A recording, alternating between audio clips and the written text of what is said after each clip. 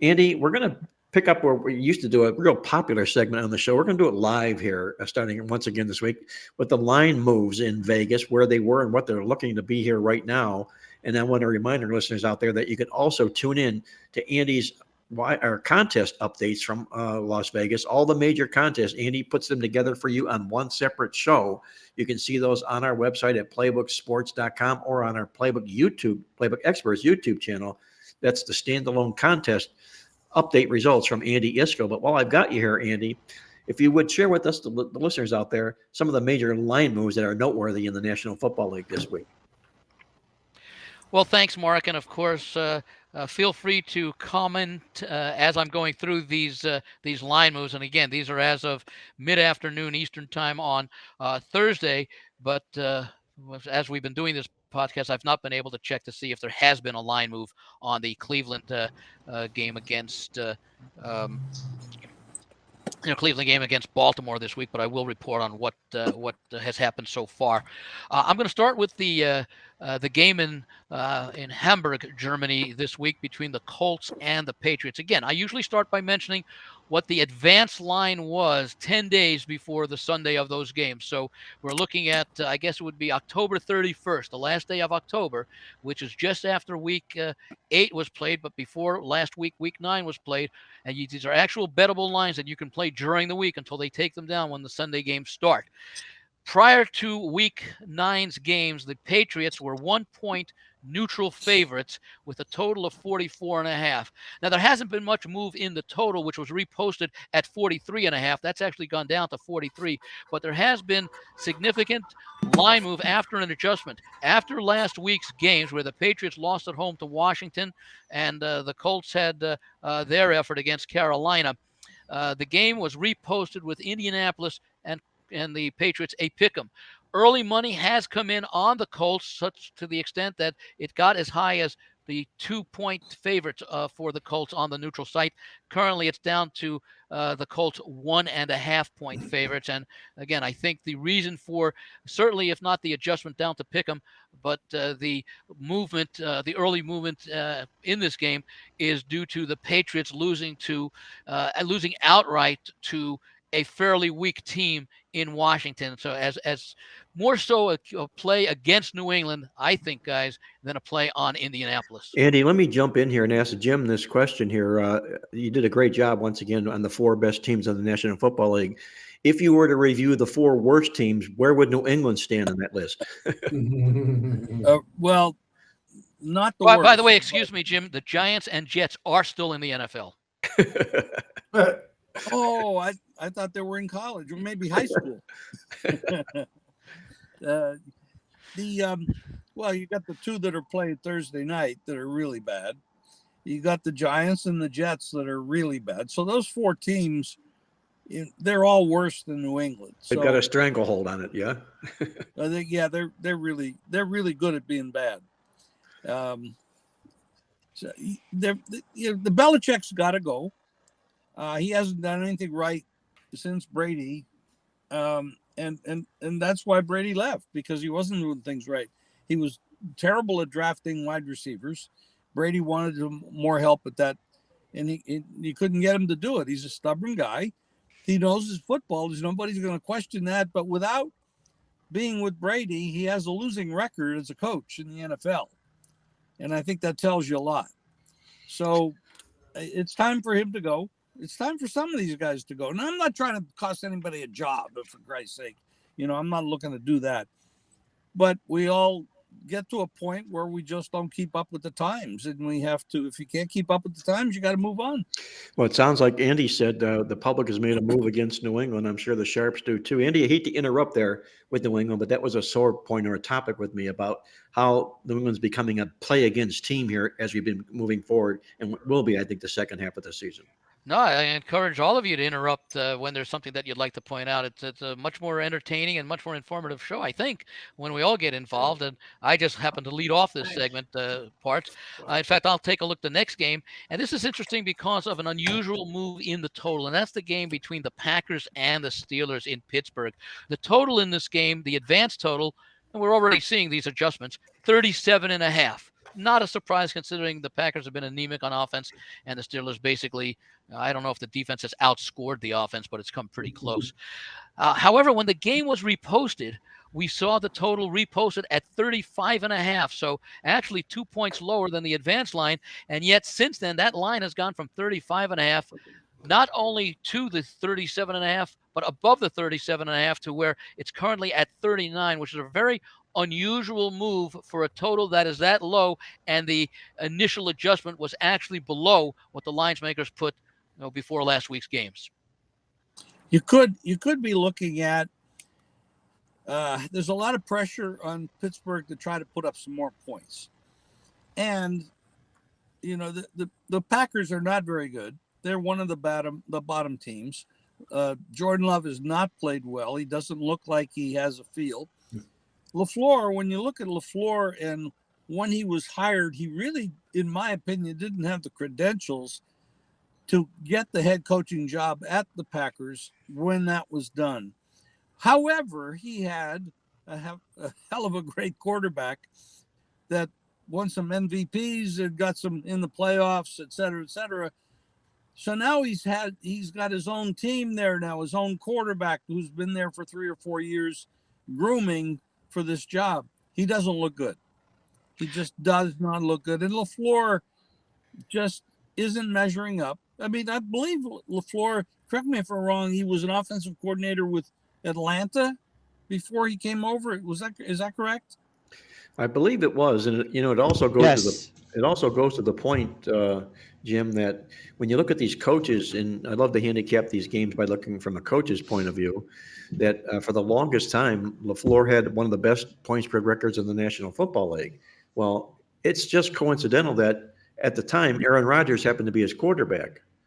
And now he's dealing with Jordan Love, and all of a sudden everything's gone to in a handbag here for this. Much like Brady and Belichick. Belichick and Brady. How about Sean Payton and Drew Brees for many years? Yeah. And now he's struggling with an accomplished quarterback in Russell Wilson in Denver, but clearly towards the tail end of his career. But we often give coaches, and deservedly so, a lot of credit for their success. But we don't focus necessarily and give the right amount of, you always hear about system quarterbacks. This guy fits in like San Francisco, system quarterbacks. Well, quarterbacks may be a lot more important to the success of coaches than a lot of us give them credit for. Agreed. What else? I'm sorry. Go ahead, guys. Yeah, no, I was going to continue unless someone else want to come in on that point, or. I'm good. Okay. Atlanta at the Arizona Cardinals. This one has a quarterback injury related. The Falcons were 2.5-point road favorites on the 10-day advance line, and they actually opened a 3-point favorite on Sunday night. Now, of course, there was much speculation as to whether or not Kyler Murray would be playing for the Cardinals last week, and he was held out. Now, they reposted the game at 3, and I believe it was on Monday afternoon that they announced that Kyler Murray would be the quarterback for the Cardinals this week. That game was immediately bet down to pick 'em. But Atlanta is now back. After reassessing everything, Atlanta is back to being a 1.5-point road favorite. Now, coincidentally, or along with coordinating with that, the total, which was posted in advance at 40.5 and opened at 40.5.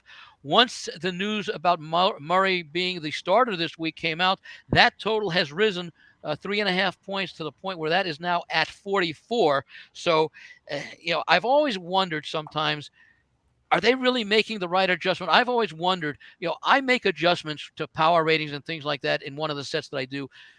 Is the adjustment not worth 1 or 2 points? Is it worth a field goal? Is it worth a touchdown? Because that's really what you're talking about. Is it worth an additional score, and how much of an additional score? Maybe Kyler Murray being back for the Cardinals, maybe he's not worth just 3 points. Maybe he's worth 7 points to the effectiveness, not just of the team, but if it's effective for the team, it also affects the total as well. So maybe we're seeing at least a field goal adjustment based upon Murray being the starter. Of course, the concern is how effective will he be? Andy, the answer to that question, in my opinion, just look at the paycheck that Murray gets versus Toon, who started, I believe, last week, or Dobbs, who started a few weeks ago, went up to Minnesota. Yes, it's a 7-point adjustment. I mean, this guy's talent. If if this man wants to play and he's healthy, he is way better than those other guys. So, Jim, does And- that mean that it goes to the point then that if the money you're earning in the National Football League as a quarterback is equal to the tax that's being taken out of the starting quarterback, you're really not all that popular?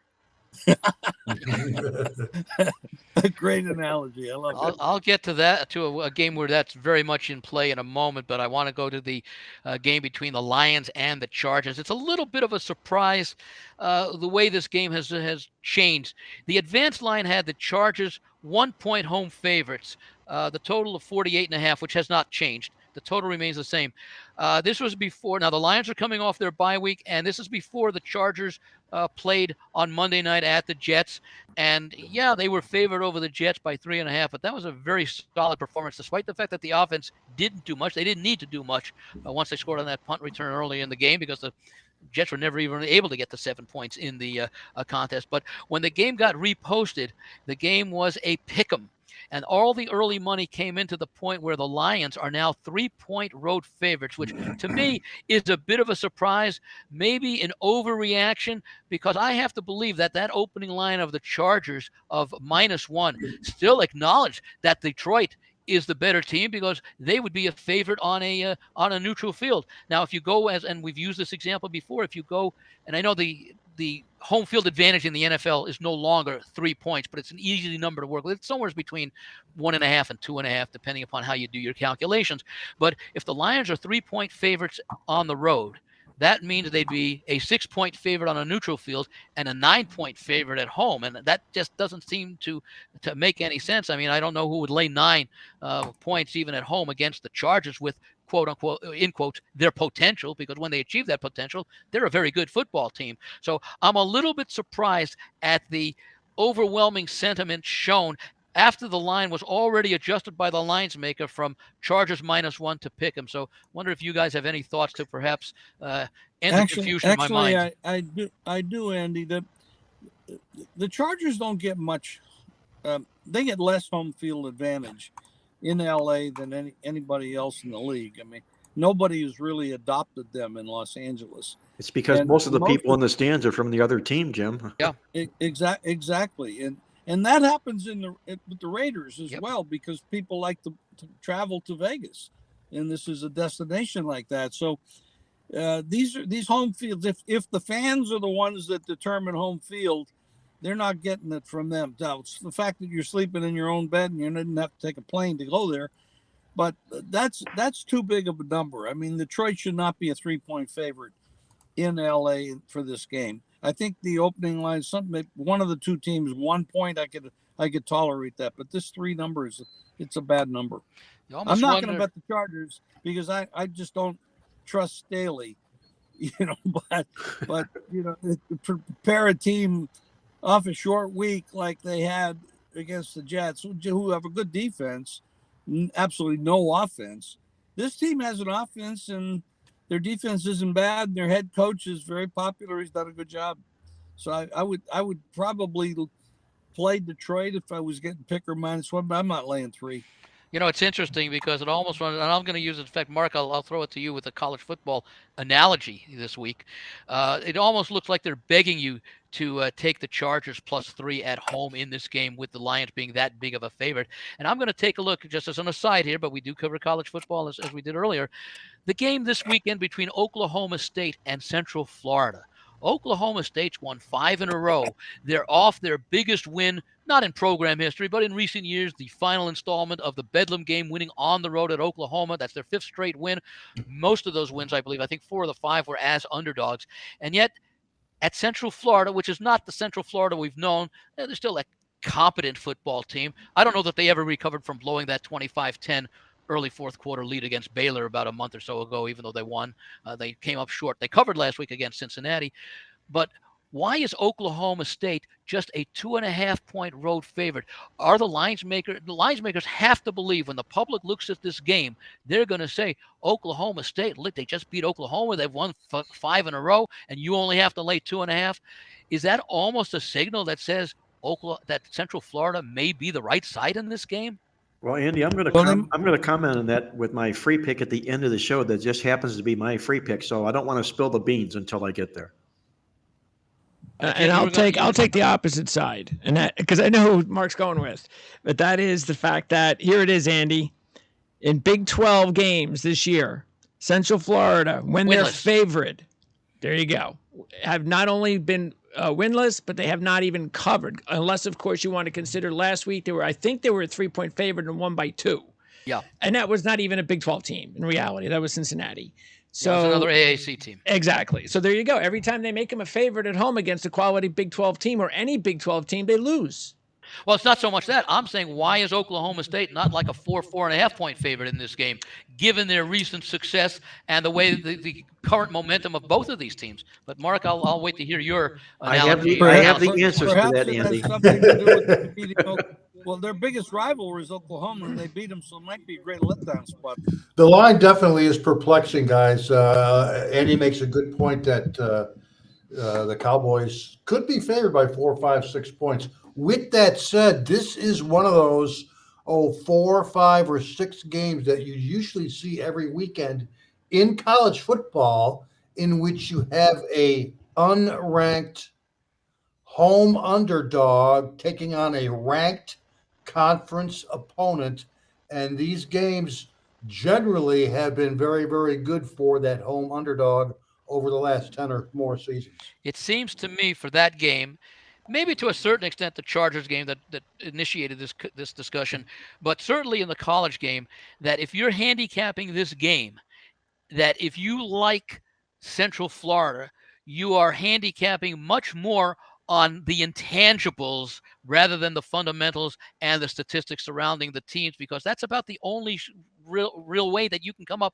with a convincing case to play on Central Florida. So if you're talking about the letdown situation, which is obviously at play, that's an intangible factor surrounding the fact that Central Florida is winless in the conference so far in their first year. That's an intangible factor. But if you look at the fundamentals, Oklahoma State has shown itself to be the much the better football team. But let's see what happens on Saturday. I'm staying away from that one, but I may rethink that when I hear Mark's analysis later on. Let me get back to the game that I was talking about. We were talking about the Kyler Murray situation. That's the game between Dallas and the New York Giants, and we were talking before about the value of a quarterback, how much he's really worth to the game.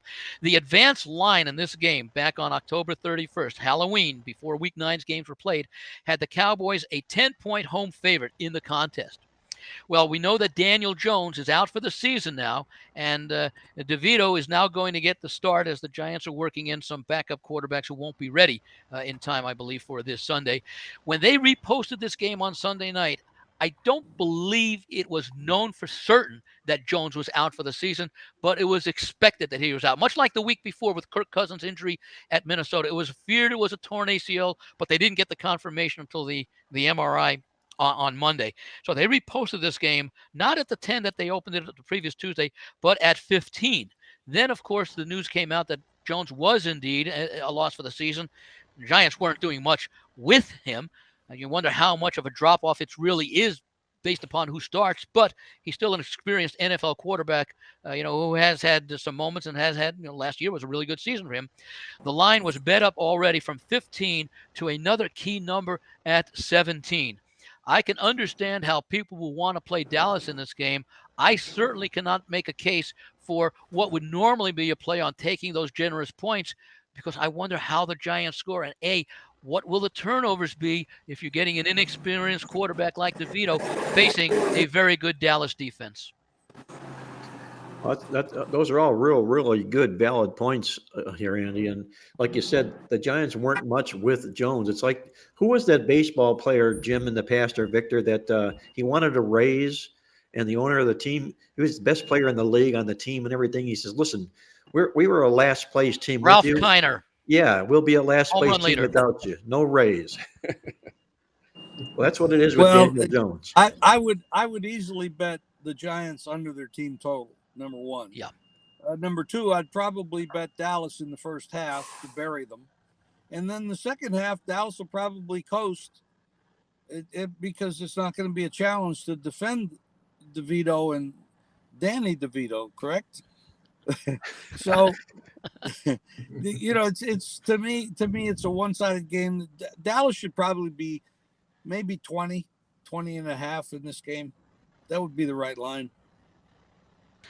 One more game. Well, actually, two more I'll mention. I'm going to talk about the Sunday night game here, about the Jets at the Raiders. The advanced line had the Jets 2.5-point road favorites, total of 37, which has gone down half a point. When the game was reposted, the Jets were still made the favorites, but they were bet 1.5-point favorites. This is after the Raiders beat the Giants on Sunday, but before the Jets played on Monday night. Now, after the Jets played on Monday night, they reposted the game, and despite the Jets' performance, for some reason, they were put back at 2.5-point road favorites after losing to the Chargers the way they did. The money has come in, as you might expect, on the Raiders. First, the Jets were bet down to a 1.5-point road favorite, and right now, at least within the last hour, the last time I looked, the game was a pick, and which seems to me maybe not even enough of an adjustment, because I think I don't recall if I used the game last week when the pre-recorded segment as the Raiders, but once they fired McDaniels, a huge weight was lifted off this Raiders team collectively. It was a toxic situation in the locker room, not amongst the players, but between players and coach. And that situation was, I mean, look, you got the leading rusher last year in Josh Jacobs. You have Devontae Adams, one of the best receivers. Okay, you have an inexperienced quarterback with O'Connell, or you have Garoppolo. So the Raiders were sitting on a good performance, and they delivered that against the Giants. Now, I'm not so sure how long that they'll get that new coach momentum boost, but I would expect, considering the foe that they're playing this week is equally as inept, maybe better defensively than the foe they played last year. I'm trying to understand why the lines maker still made the Jets a favorite after we saw A, what the Raiders did to the Giants after the coaching change, and then B, what we saw the Jets do at home on Monday night. Well, is what the Raiders did in that football game, Andy, largely attributable to the coaching change, the new interim coach, who obviously is well liked, and also the fact that the Jets do play a pretty good, decent brand of defense here. I'm a little bit surprised at the number here too, but they're not giving any credit at all to what the Raiders did last week. The public is, however. Yes. That's why that line's down to pick them now. Yes, right now it is, yes. Yeah, the combination of the Jets defense and a rookie quarterback, 5th-round draft pick. Yeah. And, I mean, the Giants, do we really respect the Raiders win that much?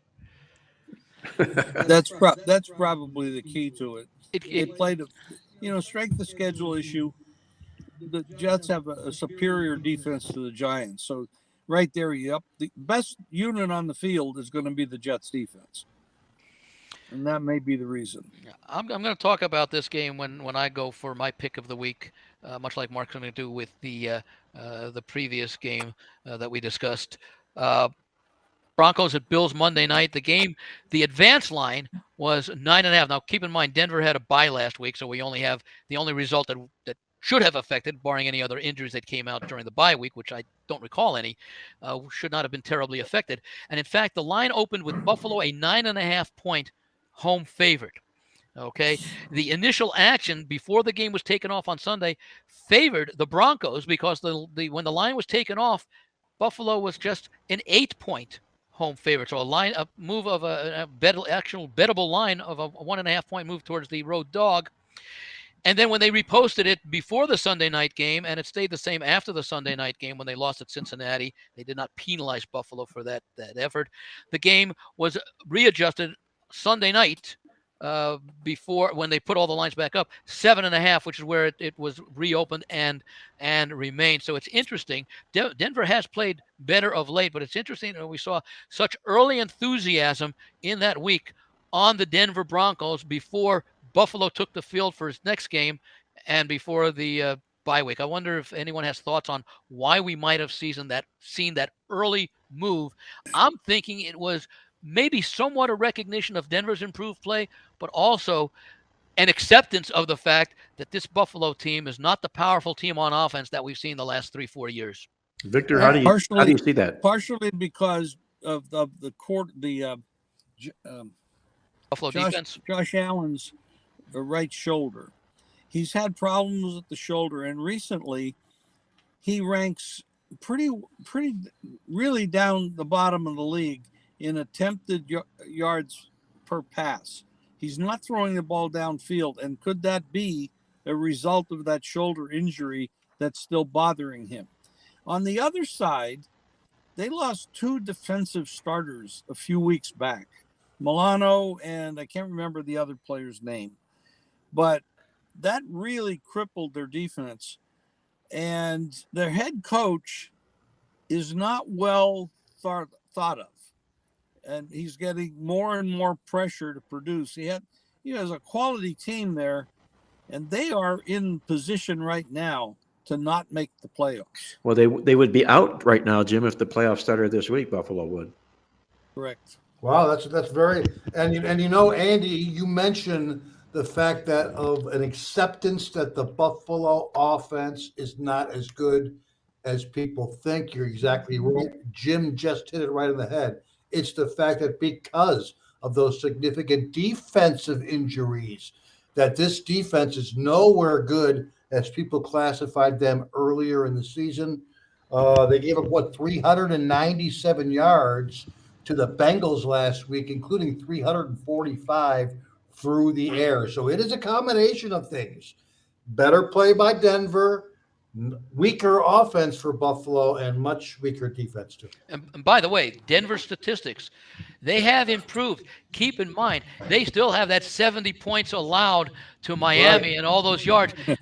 Now, the influence in the statistics will decrease as more games are played. But if you look at those numbers now, their overall season numbers do not reflect the improvement, although those numbers are getting better as you add one more game to the database. Well, you would think there had to be improvement, Andy, to some degree. But they are playing decent defense right now, Denver is. And they're going to be one of these football teams, I think, in the second half of the season, personally, that's going to be flying under the radar here. And Sean Payton may get a hold of this team, get their attention. And I think they end up cashing more tickets than losing. I think they could be a moneymaker in the second half of the season. That's my personal opinion. I would agree. Yeah, and with that, we'll send it back to you, Mark, to regain captaincy of the ship. Okay, well, what we'll do here now, guys, is we're going to hand it over to Greg, our producer, and do our roundtable talk. Greg's got some questions I know he wants to ask of us, and I know we've got some answers we want to share with Greg. Yeah, I did want to, by the way, that was Daquan Jones, Jim. So, right. So when Jones went down and Milano went down, it's exactly around the time that they've now dropped 5 straight covers. And so I got to ask you though, so shouldn't, if you are losing 5 straight covers, and Vegas is putting these lines out and they're seeing that the team that they're putting this line out for each week is not covering games, shouldn't that reflect the line? Well, you also have to put in what the public's bias is and what the sharps are like. I mean, there are teams that these perceptions, the big money players like to bet, and there are teams that the public likes to bet. And you kind of have to balance that, because we know that one big bettor that walks in with 200,000 is going to wipe out a lot of $5 and $10 bettors, from an influence standpoint. But when you have Josh Allen, who's supposedly one of the best quarterbacks in the league, and the Buffalo Bills is one of the favorites to make it to the Super Bowl out of the AFC, people are slow to grab onto that. The loss at quarterback, the loss at the defensive side, the conservative play calling, the injury to Allen's right shoulder, all takes away from me to want to play them, and I'm certainly not going to be laying points with them, especially after what you just said, 5 losses to the spread and all the negativity on defense and offensive production. Now, giving up almost 400 yards to Joe Burrow is no shame at all, because that guy's pretty damn good, and he is one of the best. And right now, I'd say you have to consider him as an MVP candidate to win that MVP of the year, at least in the AFC best player. But he's going up against another one, as far as betting with Jackson, with Baltimore. So those 2 teams are 2 of my top 4 teams in the league. So I can't take too much away there. But going against Sean Payton, Russell Wilson, and their improvement, which figures to be over the year, I'd be not betting the Bills with your money, honestly. Well, they didn't even cover Tampa Bay a couple weeks ago. So what does that tell you? And by the way, actually, I got to ask you though. So, is there a way to find out? Is there software out there? Is there a company out there that follows that type of wagering? What I mean by that is that because, like you said, Vegas is going to maybe change, or they should change the line, just like you would see at the racetrack, if someone comes in with a heavy bet. But is there a way to find out, like, because obviously if they're going to change the line based on a heavy bet, well, that's only one person. So why should I be influenced by one person's, feeling on a game? Well, the money. I mean, if I'm a bookmaker and a guy walks in with $200,000 on one side, another guy walks up with 20 on the other side, I'm going towards the $200,000. I'm moving in that direction. And that's, today it's a different world. We have bookmakers. We've had offshore bookmakers for the last 20 years, but now we have legalized sports betting throughout the states. So, and a lot of these places, the FanDuel, DraftKings, all these, they're taking money and they're making moves. And so the bookmaking landscape has changed quite dramatically. In the old days, when I talked to the bookmakers in Vegas all the time, every day, I knew what they were thinking. It's different today because everybody's reacting to what everybody else is doing. They're not always good decisions because a lot of these bookmakers they're there to, attract customers, attract deposits. They're not too worried about losing a couple bucks here and there if they can pick up another 400, 500, 1,000 customers that week. That's a great point that you make there, Jim. I think it's an outstanding point. And I'll say this, Greg, to your question here is you can on legal sportsbook sites, you can find out the percentage of wagers that are occurring on each team. And also, if you see an odd, inordinate amount of wagers being bet on a team, but the game is not moving, it's likely because of what Jim said. You're getting a ton of $20 bettors as opposed to the guy that's betting 100 large in the game. Okay. I won't take too much time because I know we're really cooking with content today. So I have to ask you guys though about the San Francisco-Jacksonville game. Andy? Well, I forget what the game was where we talked about it before, but Jacksonville's won 5 in a row. And now all of a sudden their momentum is snapped because of the fact that they have to have their bye week. Came at a bad time. When you're winning, you want to keep on playing. You don't want to change your routine, and that's often reflected in the results on the field. At the same time, San Francisco's lost 3 in a row. We know the reasons. No Deebo Samuel, no Trent Williams. Purdy forced to do some things he hadn't been asked to do because of some of those injuries. No Deebo Samuels, as I mentioned. They've lost 3 in a row, scoring 17 points exactly in each of those 3 games. So the bye came at the right time for San Francisco. Jacksonville has had a fine season. They're clearly the best team, at least playing the best football. I think the best roster in the AFC South, which is still a relatively weak division. Not that the NFC West is all that much better, but I don't know that there's as big a drop-off to the bottom of the NFC West as there is in the AFC South. And I'm talking about, look, San Francisco, Seattle, those are playoff teams, and the Rams are improved. I don't know that you could say that about the teams. Well, you could say Houston's improved for a very low place to start from. I happen to like San Francisco in this game. The organization is strong. When you consider everything with full health, you can make a case that San Francisco has got the best roster and the best balance of any team in the league. They can do many things on offense with Samuel McCaffrey, George Kittle, etc., Deebo Samuel, etc., the offensive line. And defensively, they're as good as any team in the league as well. This is a game that San Francisco, they actually find themselves tied with Seattle. I think they're both 5-3, which is something you would not have expected. You would not have expected the 49ers to lose 3 in a row, but you understand the reason. as much as I like Jacksonville in normal situations, if the 49ers had not lost 3 in a row, if they were coming off a loss, just a single loss, I would be more inclined to play Jacksonville plus the 3. But I think that this is such a high caliber team in San Francisco with their experience. They've been at it for several years now with the core largely intact before adding McCaffrey last year, has made a big difference. I'm going to be on San Francisco in this game. Victor, how do you see this game shaking out? Well, I did mention a little bit earlier that there's a good system to go under the total when both teams are off their bye. I've got the numbers, in fact, in the database here. In the last 6 years, both teams are off their bye week, 2 overs, 13 unders. It's also a game in which the road team is favored, which have been very, very strong underplays in the last 2 seasons, with the Niners laying points. It could potentially be one of the most weather-impacted games of the weekend. From what I hear, high winds down in Jacksonville on Sunday morning and potentially during the Sunday afternoon. Not to mention there is a chance of rain down here as well. So we got multiple factors, and I'm going to be on the under. Just make sure that if you do join me, both 44 and 45 are key numbers.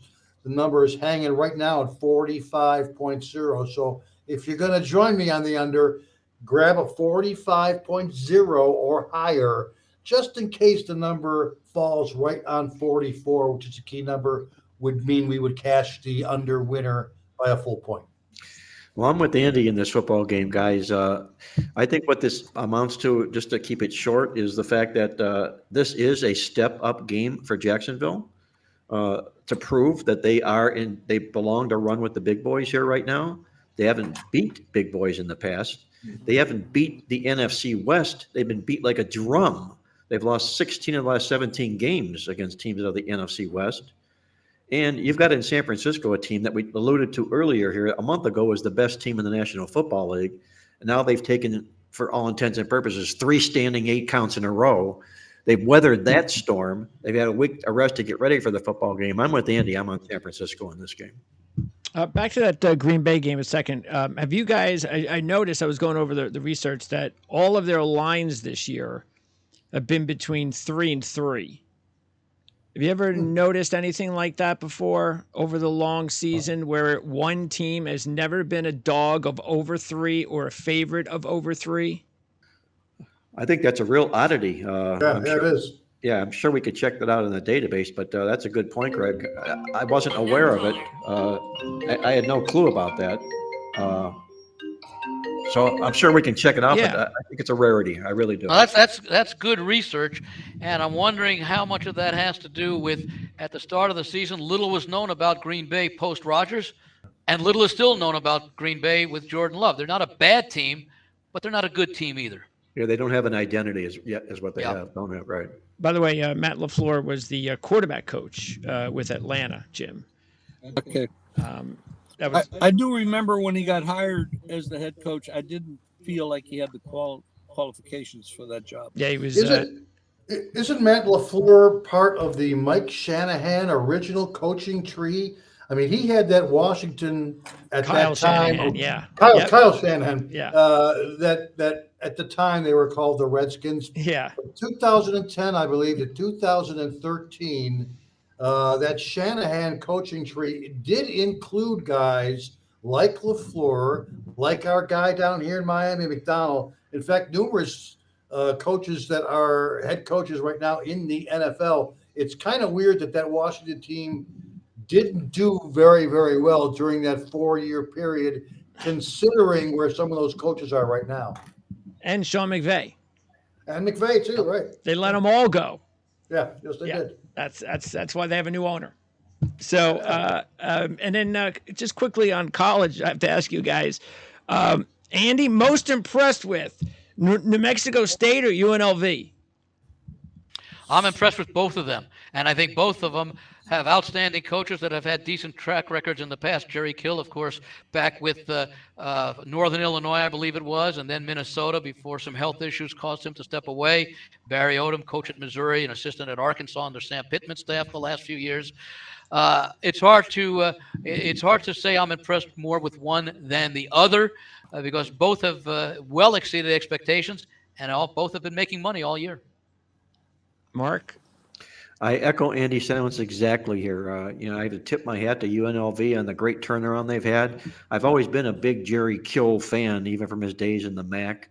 And the seizures that he had to fight through in his life, and he keeps fighting on, and he's a hero in my heart, my eyes. And I love seeing what he's doing with New Mexico State here. This football team, guys, I believe they've won 7 games. They're already well past being bowl eligible.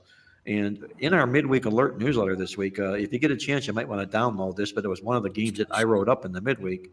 And they bring something to the table in this game that's really unique that you just don't see anywhere. And it's the fact that they're an underdog who runs the football, rushes the ball for 6 yards a carry, and they're taking points from a favorite who allows 5 yards a carry. Usually, in that world of YPRs, 5x5 dogs are outstanding. When you get a 6x5 dog, I mean, it's almost time to pop the champagne. You don't see this very often in a game like we have with New Mexico State. Yeah. Yep. Based on 13 games, they had to win 7, which they just did for bowl eligibility. But now they're at Western Kentucky on Saturday. And if they beat Western Kentucky, they're going to play at Liberty for the Conference USA Championship. Nice. So It's not just about bowl eligibility. They're actually a win away from being in the championship game. Exactly. They got their sights set on bigger fish to fry. Exactly. And then they go at Auburn next week. Nice.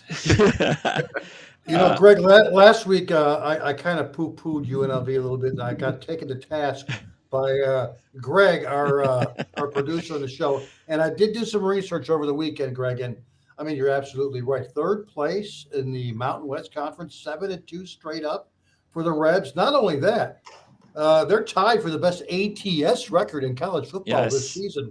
There's only 2 teams who are 8-1 ATS: Arizona Wildcats and UNLV Rebels. So I take it back. Good year for them. The Rebels, particularly on offense. Yeah, I think New Mexico State's on a 7-game point spread streak right now too. So they're probably in the conversation as well. Yeah, and by the way, UNLV also in the mix for the Mountain West Conference Championship game to take on Air Force if Air Force wins out. So big game between Wyoming and UNLV tomorrow, actually. Both teams have a chance to play in the big Mountain game West with Fresno State and San Jose State Also. on Saturday night because UNLV played Fresno State and lost. So Fresno has the tiebreaker against UNLV. And, of course, Air Force 5-0 in conference played their lone loss last week. That's one of the shocking results of not just the week but the season, way, especially since they were playing in Denver to Army. It makes it interesting because – and it will be interesting to see what the line move does in Fresno, San Jose, which will be played Saturday night, how it is affected by the result. If UNLV wins on Friday night, tomorrow night against Wyoming, it makes it very important for Fresno to win to maintain that 1-game advantage. Should UNLV lose on Friday to Wyoming, well, then Fresno still needs to win to maintain an edge over some other 2-loss teams. But San Jose State is also in the mix for the conference championship, although they may need some help. But if they beat Fresno, they'll be in good position. So that's going to be a very interesting and entertaining game on Saturday night. But there will be some impact in the line, I believe, based upon what what UNLV does against Wyoming tomorrow night. Yeah, Mark and I are going to go over all this on our college football show on the RLEDs channel. But when I was saying with Wyoming, why it was so big, because keep this in mind: if Wyoming wins and Fresno loses, Wyoming has the edge on Fresno because Wyoming beat Fresno. Yep. So now so either way, so Fresno obviously wants UNLV to win, even though you would think the opposite. But yeah, they want UNLV to win, and then hopefully. But again, that's it's shaping up to be a really good next couple of weeks. That's what we love about this time of year in college football. Lastly, before I bring it back to you, Andy, for your pick of the week is. And I'll just ask you, Jim. I know we don't talk too much college football, but I got to ask you: when USC is a 15-point dog to Oregon, the money, initially I'm like, of course I'm all over Oregon. How can I not be? USC mentally they got to be in the crapper. Oregon's probably going to just have no no doubt that they're going to go in that game, and if they can blow out USC, I'm sure they're going to want to do that. But anytime you see USC as like what are they, a 5-1 dog or something like that on the money line, a 6-1 dog, doesn't that? How do you invest in something like that just because a team like that is so talented and they're getting such a big number on just the money line? I wouldn't take the money line on it, but I'd take the points, but I would not take the money. Oregon might be the best team in the Pac-12. Yeah. Well, the question is, Oregon and Washington are two really quality teams. Yes. They're fighting to get into the playoffs. Is there any chance those teams could make the playoffs? Yes. I mean, Yeah, as one-loss teams winning the Pac-12, Yep. I'm sure there'd probably be a real good chance. Right? Washington's in the better shape because they've already beaten Oregon in the regular season. That's probably going to be the matchup. I think if Oregon were to beat Washington, a lot of it would depend upon the Ohio State, Michigan, how that plays out. Do they beat each other along with Penn State and each has one loss? What happens? Will Florida State get tested by Miami this week? Could they be upset? They're perfect. Texas still in the picture in the Big 12 with that one loss so far in the season and the impressive win at Alabama. And then you got to consider the situation Alabama and Georgia. What comes out of the SEC championship game if Alabama? I guess they would have to be called pull an upset on Georgia. You could have multiple one-loss teams, or you could have 3 or 4 unbeaten teams, and I think that would have a lot to do with if anyone comes out of the Pac-12. I think this year, based upon the overall quality of play, I'd have to rate the winner of the Pac-12 to be better than, let's say, Florida State, assuming they win the ACC. So unless they give 2 bids to the Big Ten, which I don't think would happen, especially with the Harbaugh situation, that I would think that the Pac-12 winner most likely would get a 4th spot. And I think it would be fitting for the Pac-12 to make the college football playoff in their final year of their conference as well. Yeah, so if Oregon does win out, and they're 6th in the rankings right now, so if they win out, I mean, the one thing that could hurt them is if Alabama beats Georgia in the SEC championship game, because they'll put both of those teams in the playoffs. And if Florida State doesn't lose, then all of a sudden, somebody's going to get screwed if the Big Ten champion is undefeated, and that would be Oregon. This might be a good year to have the 12 teams in the playoffs. 1 year too early. Right. Yeah. Andy, that'll wrap it up for my segment. What do you got for us as far as your pick of the week? Well, this is one of those controversial games that we touched upon earlier, and that's the Monday night game with Buffalo hosting Denver. And I guess to say it best, it's surprising, if not downright shocking, that Buffalo is 5-4 at the midpoint of the season. I mean, they basically had been one of the favorites to not just win the AFC, but win the Super Bowl before the season started. And, of course, Jim gave many of the reasons on both sides of the football why Buffalo has struggled. Let's keep in mind that all 4 losses have been by 1 score, and all have been away from home. They had that one neutral site loss in London to Jacksonville when they played over there. The Bills are 4-0 at home as they prepare to face Denver, for whom last week's bye came at an inopportune time, as I noted, after a pair of wins that followed a 2-5 start. So they had some momentum. Buffalo still has one of the NFL's top offenses. They're number 5 in both yards and scoring, although quarterback Allen has not played at the same high level as in the past several seasons. Jim mentioned the shoulder as a significant part of that reason. Denver's D has shown improvement following an awful first month, but the offense has struggled to find some consistency even with a strong running game. Now, the Bills are in a second straight primetime game after last Sunday night's 24-18 loss in Cincinnati.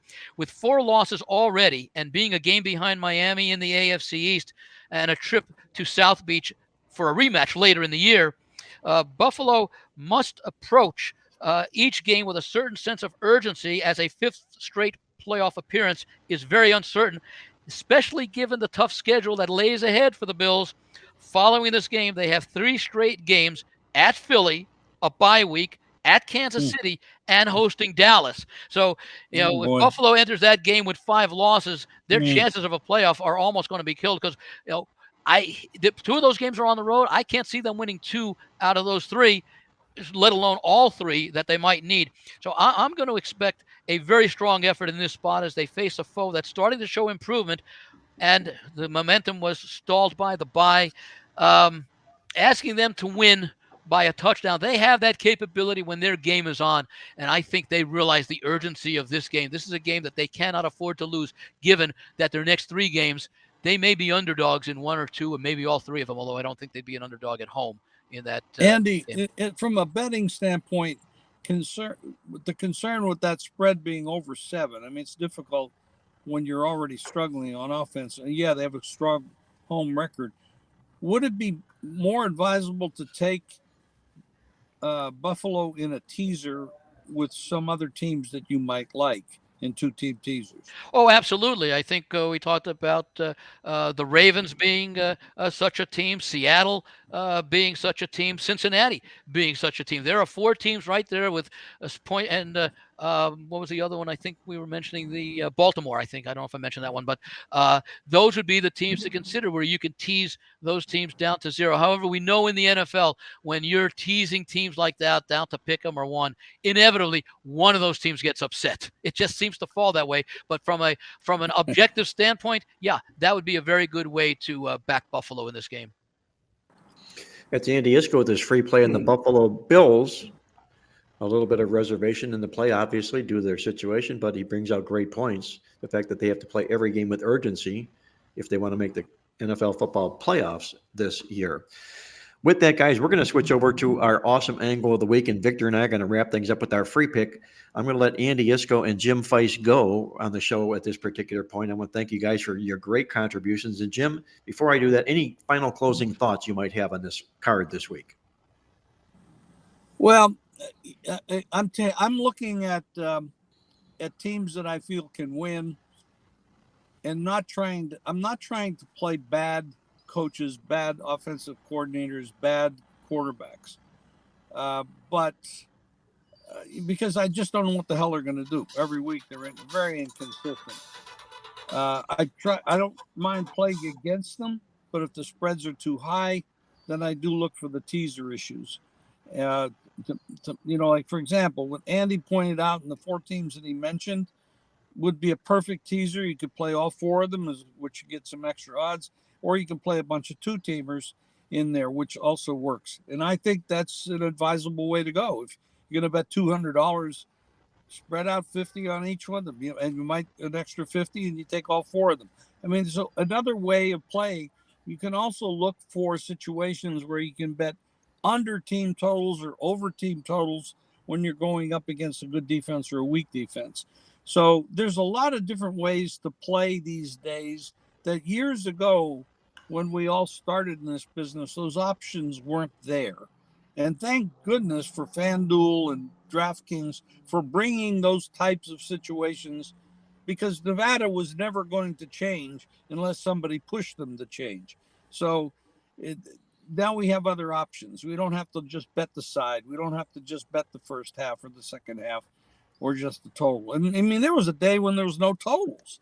So, so we have a lot more options, and there's a lot of ways to go. For example, I like San Francisco, but I'm not going to lay 3 on the road to a team who has a pretty good coach. He's already won a Super Bowl, a very promising quarterback, and Shanahan's a good coach, but he's been to 2 Super Bowls. He had the lead in both, and he blew both of them. So, yeah, he's a good coach, and I respect him a lot, but there's not a big difference there. They both have good football minds. And the quarterback issues, I mean, nobody's going to say that they want Purdy over Lawrence. Lawrence is pretty good. They got the home field advantage, which isn't very strong in the NFL or in that particular venue. But I like a 2-team money line parlay with who I think would be 2 teams that should win. I just don't want to lay 3, and that would be the Steelers and the Niners. There's Jim Feist with that money line play again, doing the money line rather than laying the points. A 2-team parlay, Steelers and 49ers. Great thought by Jim Feist. Jim and Andy, great job on the show this week. We're going to roll it over here. I know we're running a little bit long on the show here this week, but we want to get this information out to our loyal listeners.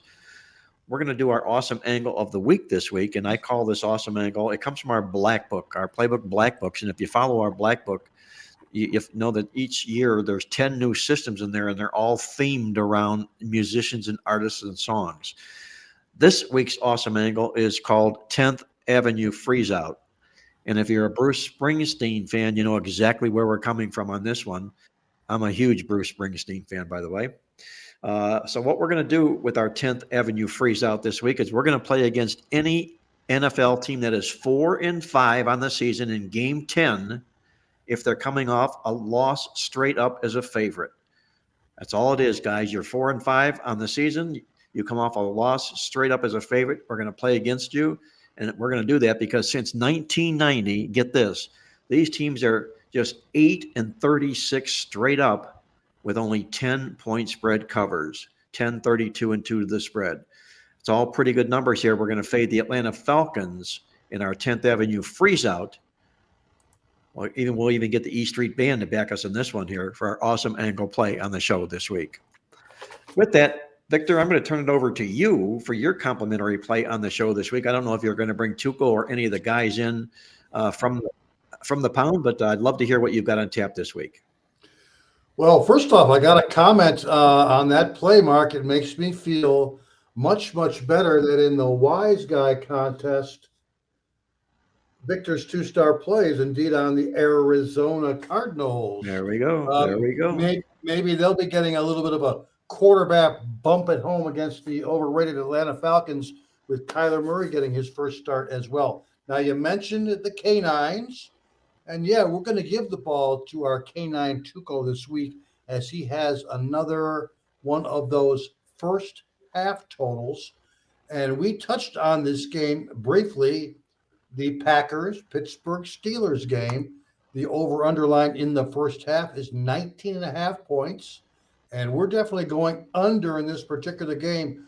What we know from doing our research in regards to first half versus second half numbers, the Green Bay Packers, dead last this season, that's number 32, in lowest average points per game in the first half of their games. They're only averaging 4.5 points per game in the first half, Green Bay Packers. The surprising thing is, Green Bay is the highest scoring second half team in the NFL, and nobody would have thought of that. They're averaging 16 points per game in the second half of their games. On the opposite side, the numbers are basically good, or in this case, bad, for the this week's host as well. The Pittsburgh Steelers are kind of right behind the Packers. They're number 29 in the league in first half scoring at only 6.9 points per game. So we got a game here. It's played in one of our favorite under stadiums. It figures to start out pretty slowly for both teams.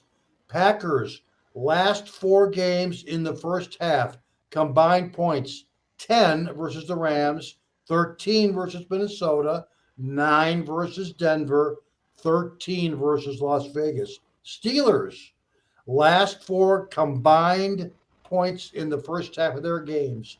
16 against Tennessee, 12 versus Jacksonville, 12 versus the Rams, 13 versus Baltimore. Our number in this game is 19.5. You got 2 of the weakest offenses in the league squaring off in this non-conference affair. Tuco will give you a 1-star play under 19.5 points in the first half of the Packers-Steelers game. Tuco goes under the total in the Packers-Steelers game, first half total, for his complimentary play on the card this week. You can pick up all of Victor King's plays, sides, and over-under totals at playbooksports.com. You can also log on to his page. Address, the quick shortcut address is pb.buzz, BUZZ /VK. And you can also pick up Victor's NFL over-under totals tip sheet just in time for this weekend, all at playbooksports.com. Before I get to my complimentary play on the card this week, I want to let our listeners know that my college football false favorite play of the year goes this week. It's a team that, number 1, I feel should not be the favorite. We're going to play against him. And number 2, we've got a live dog here that I feel will win this game straight up. You can pick it up, part of our $99 football weekend of winners at playbooksports.com this week. Last year's play, by the way, was Oregon State when they upset Oregon for this top play on the football card. with that, my complimentary play on the football card this week, we're going to go back to a game we talked about earlier when Central Florida plays host to Oklahoma State.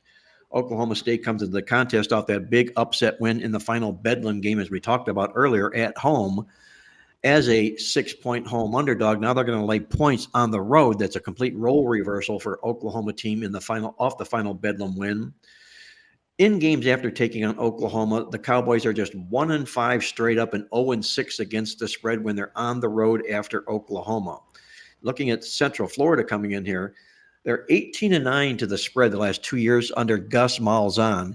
But more importantly, in the last 2 years with Gus Malzahn, they've been to 2 bowl games. He's done what he was hired to do, to take this team to bowl games. Coming into this game, they are 4-5 on the season. They're going to need 2 wins in their final 3 games to become bowl eligible to keep Gus Malzahn on the bowl track. And I like the fact that at home, when they take on an opponent off a win, Central Florida 10-2 against the spread. Give me Central Florida plus the points for my complimentary play on the show this week.